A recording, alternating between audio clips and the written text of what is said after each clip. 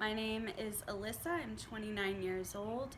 I've been in recovery since December 7th of 2016, and my drugs of choice were painkillers and it ended up being heroin. My name is Amber Wyatt. I am 27 years old. My sobriety date is January 22nd, 2014, and my drugs of choice were heroin, Xanax, vodka, and cocaine. Hi, my name is Steven. I'm 26 years old. I've been sober since May 18th of 2013, and my drug of choice was methamphetamine. My name is Chris McGuire. I'm 38 years old. My sobriety date is October 8, 2006, which is a little over 10 years. My drugs of choice were methamphetamines, pot, cocaine, and anything else that made me feel good. What got you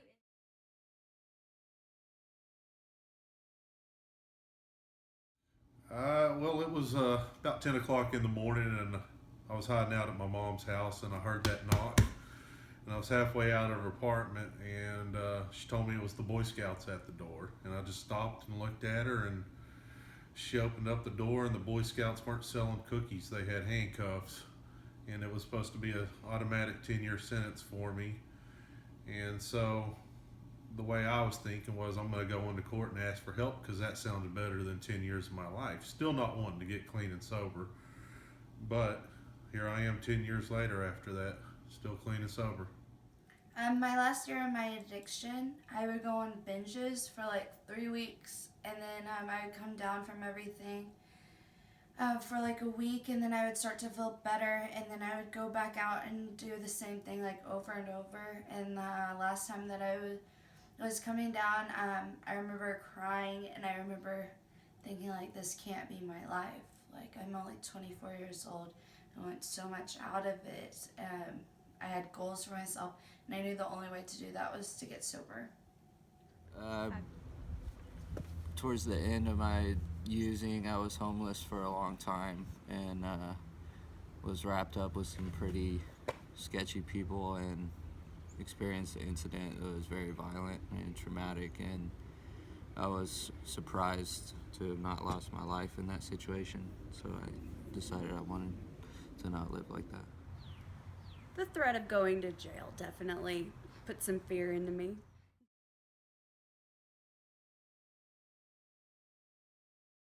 I have not relapsed. I've never relapsed. This is my first time in recovery. I haven't relapsed through this stretch of sobriety, but I've been in and out of recovery since I was 15 years old, and it just kind of, it all depends on whether you want it or not, you'll keep coming. I've relapsed several times. However, the last time I relapsed was really a game changer, and it was because I was in a sober living full of women who supported me, and I was able to get the support I needed to actually get through it and overcome it.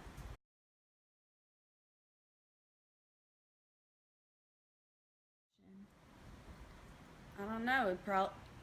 I don't really have any memories from my addiction, and that's probably the worst part of it. Being cut off by all of my family, and nobody, at one point I had like no friends and no family, no one wanted to be around me. Probably one of my worst memories. Probably about 6 o'clock in the morning when the garage opened up and you've got SWAT having guns pulled on you. My worst memory would be not like a specific time, but it would be hurting everyone that loved and cared about me. The people I was closest to were the ones that I did the worst things to.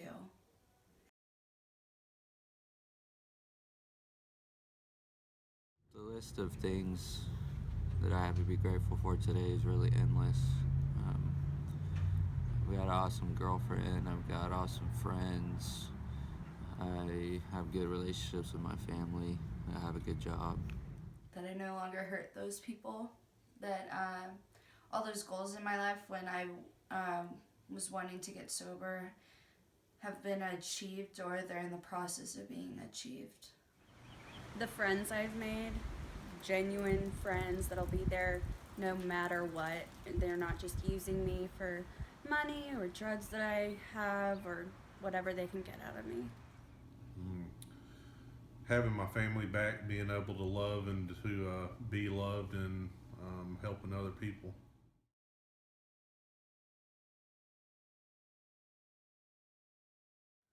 I loved myself. It's probably the biggest change. I hated my life. I hated living. I wanted to be in oblivion. And I no longer fear the day, but I accept it. Biggest change.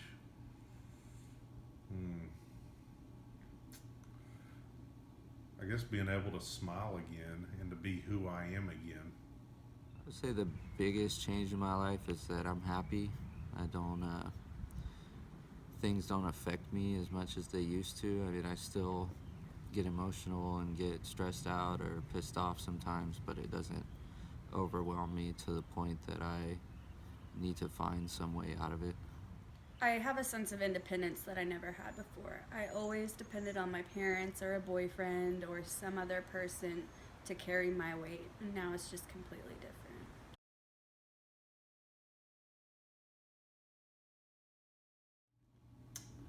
That a fanatic like me who thought I'd never get out, that would be my way of life, that there is a way out, and you can do it. Recovery's possible. You know, for those who keep relapsing over and over again, just keep trying, because you never know if that one last try is going to be the game changer for you. I would tell them that, you know, you can, a lot of times people get to a point in their addiction where they don't think that there's a possibility of coming back from it and that they're just too far gone, but that's definitely not true.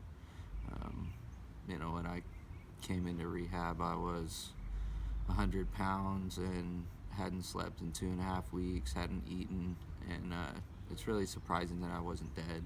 And you know, I had nothing when I came in, and now I have a lot of things because of my sobriety. So that you're not alone. One of the things that kept me out was I thought no one understood. No one knew what I was feeling. No one had been at the places I had been. No one had done the shitty things that I have done. So no one will understand it. My family didn't, so I didn't think anyone would. But that's not true. We all understand. It doesn't matter about the external things. It's that we all felt the same way. And that you can get past that. Close my eyes, but I just keep on sweating through these sheets for a horseman. They won't let me forget. I wanna forge a prescription, cause doctor, I need some more of it. When morphine and heroin is more of your budget. I said I never use a needle, but sure, fuck it. I'm caught up, I'm on one, I'm nauseous, no options, exhausted. This is not what I started. Walking carcass, I lost everything I wanted. My blinds drawn, too gone to leave this apart. My drug dealer was a doctor, had the plug from Big Pharma. He said that he would heal me, but he only gave me problems. My drug dealer was a doctor, had the plug from Big Pharma. I think he trying to kill me. He tried to kill me for $1.